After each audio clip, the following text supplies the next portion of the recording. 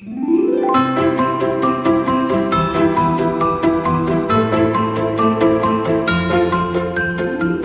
to Stacy So-and-so and day 12 of Vlogmas. Today we are going to be making little tea wallets. A fantastic gift for any tea lover in your life. I made one up earlier just so you can see it. Isn't that cute? Let me open it up. Perfect, like I said, for any tea lover in your life. Imagine pairing this filled with their favorite teas, maybe include some honey sticks or sugars and some shortbread cookies, and then pair it with a travel mug, because these are perfect for them to pop into their purse for when they're on the road and they want their favorite tea.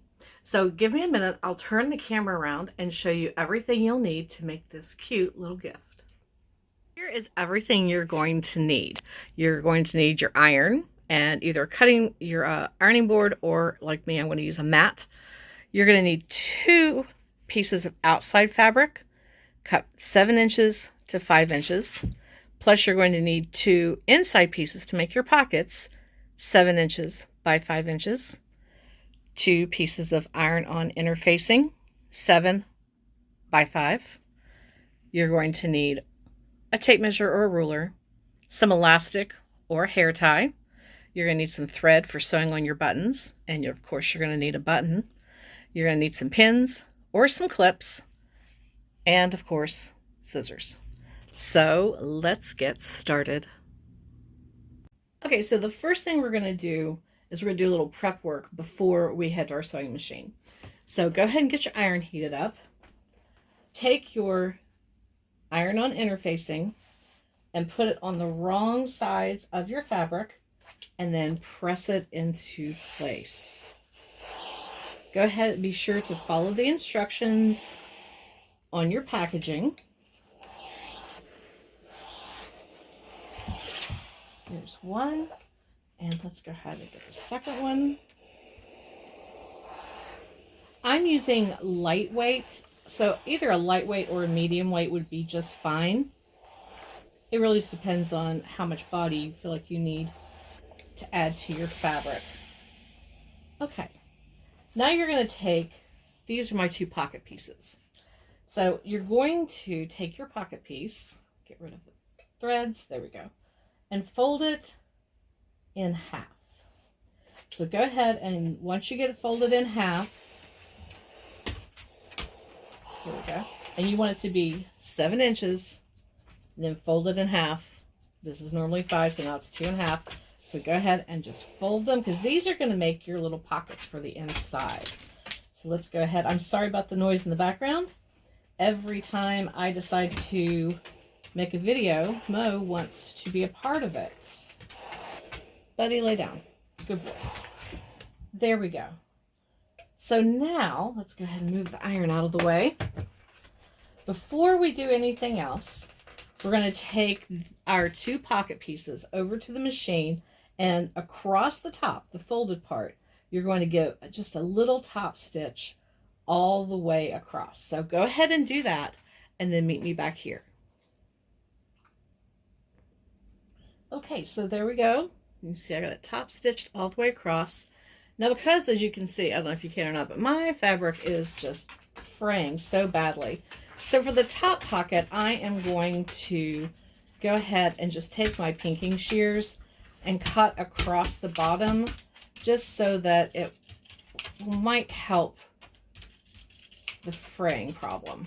Now the others I'm not too worried about, because they're going to be sewn into a seam. And all this one's going to be sewn on. I don't want, it's not going to be covered. So here we go. All right, so the first thing we're going to do, we're going to place our first pocket. And this is, you're going to need to measure this from the bottom. So you're going to take your first pocket, lay it on the right side of your fabric, and you want it to be about 1 inch from the bottom. So once you have that in place, clip or pin, just so it doesn't shift when you take it over to your machine. Oops, wrong way. There we go. Now you're going to sew down the side, all the way across the bottom, and up to the other side. So go ahead and do that, and then meet me back here, and then we will add our second pocket. Okay, so we have our first pocket in place. Now you're going to take your second pocket and you're just going to line it up with the bottom of your fabric. And again, go ahead and clip this into place. In case I didn't say earlier, I'm actually sewing this all together with 3/8 of an inch seam allowance. So now once you have your second pocket in place, go ahead and at 3/8 of an inch seam allowance, just sew down the sides. You do not need to sew across the bottom yet. So just sew from the top of your pocket to the bottom on both sides. Meet me back here and we'll move to the next step. Okay, so now that you have your back piece with your 2 pockets on it, take it and fold it in half. Now you can finger press it or grab your iron and just press a seam in at where you folded. So when you open it up, you can see the seam. Now what you're going to do is take this back to your machine and you're just going to sew a straight stitch from the top, follow that crease all the way to the bottom, and that way you will have 4 pockets. So let's do that and then meet me back here.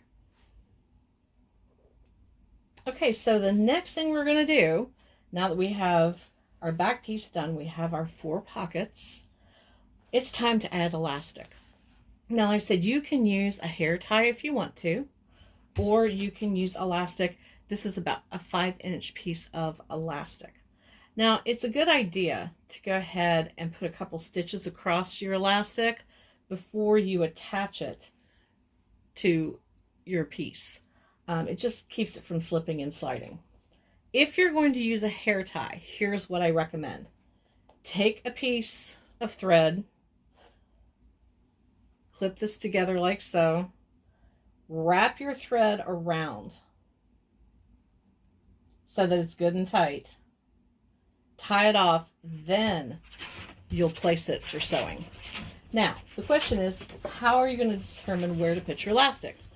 Again, we're going to fold, so you're going to take it long ways, you're going to fold it all the way down, just fold it in half, give it a really good finger press. You don't need to use your iron for this one. This is just so you know where to place it. And you see where that crease is.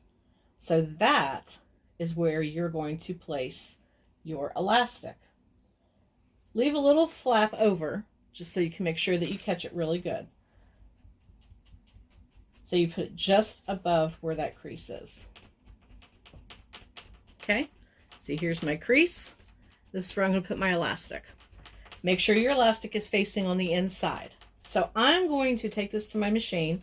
I'm going to stitch across my piece of elastic first, then place it, and just stitch back and forth a few times over top of that, just so, because it's going to get a lot of use, so you want to make sure it's nice and secure. Okay, so now we have our elastic attached. You can see I have some sticking out the side there. So now I'm just going to clip off that excess amount of elastic. Okay, so now pull threads away. Of course, I always pick fabric.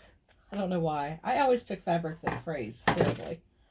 Now, you're going to take your other piece of outside fabric and you're going to place it on top like so, and either pin or clip it in place. So I'm going to put a couple clips up at the top. And I'll tell you one thing that I do, just because I have actually sewn all the way around something. I forgot to leave myself an opening, and I regretted that because then I had to pull out my seam ripper. So I usually use either 2 pins that have 2 red balls on the back, or I pull out 2 red clips. And I put one where I want to start and one where I want to end. So this is going to be the opening that I leave so that I can turn it right side out. So once you get to here, you're going to sew from here up the side, across the top, down the other side, and then back to your stop pin. Leave this open, and then we will turn it right side out and give it a really good press. Okay, so now before we turn it right side out, you want to take your scissors and very carefully on the corners, don't hit your stitches. You want to just cut across that corner as close to the stitching as possible without hitting it, because that will help you to have nicer corners when you turn it out. This is also a good time if you have a lot of excess in your seam to go ahead and just give that a little trim. I really just, I think, need to go across the bottom.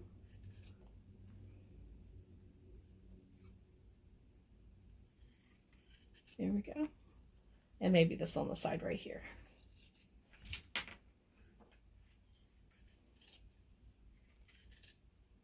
Okay.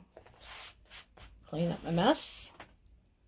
Okay, so now you are ready to turn it right side out. Okay, so once you fight it and you get it turned right side out, take whatever tool you use. I'm using a chopstick just to poke out those corners really, really good.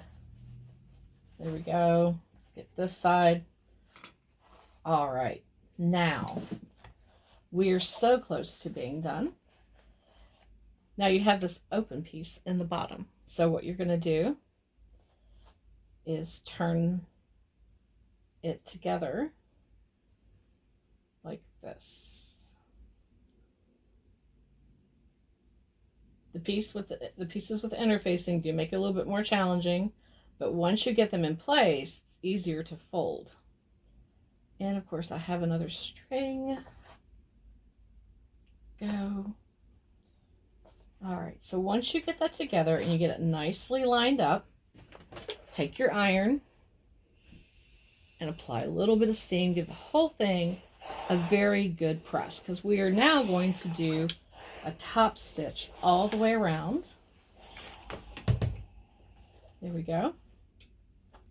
All right, so now you're going to top stitch, closing up that opening, and just go all the way around.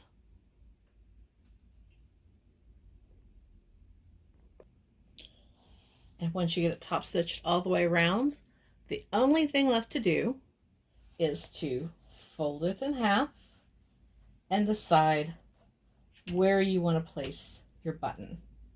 So take your button, kind of place it where you think it's going to be, and pull your elastic around. So mine needs to go right about there. Now this part can be a little tricky, because when you place your button, 9 times out of 10, and it is, it's going to be underneath your pocket. But it's really not that difficult. You just have to be careful not to sew your pocket shut. So sew your button on, and then meet me back here. So once you get your button sewn on, it is now time to add your tea bags.